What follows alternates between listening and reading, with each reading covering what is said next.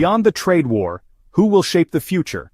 After World War II, the United States replaced the old European colonial empires with a new system of global control, using finance, trade, and military bases instead of direct colonization. Through the dollar system, the IMF, the World Bank, and the WTO, poor countries were tied into debt traps, forced to open their markets, and remain dependent on exporting cheap resources, while rich countries like the US dominated high-value industries. US troops and bases were positioned worldwide to control critical resources like oil in the Middle East, rare earths in Africa, and trade routes across Asia.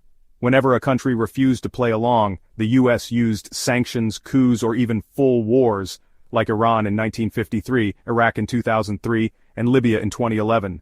For decades, globalization worked because poor countries stayed at the bottom.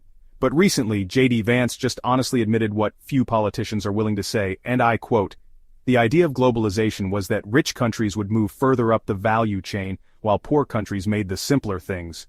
We assumed other nations would always trail us in the value chain, but as they got better at the low end, they started catching up at the high end. We were squeezed from both ends. China didn't just want to make t-shirts and toys anymore. It moved aggressively into EVs, AI, semiconductors, and aerospace, the high-tech fields America thought it would always control. Even more concerning for the United States, China is now rapidly modernizing its military, building aircraft carriers, hypersonic missiles, cyber warfare capabilities, and expanding its influence in the South China Sea and beyond. It's no longer just an economic challenge, it's a full-spectrum competition for global leadership. And if the United States loses its #1 position, it risks losing far more than just pride. It risks losing the power of the dollar, control over global trade, the strength of its military alliances, and even the stability of its middle class at home. This fight is not about trade deficits, it's about who will control the future of the world. And honestly, I think the United States should work harder to earn its leadership, through real innovation, contribution, and being open to fair competition.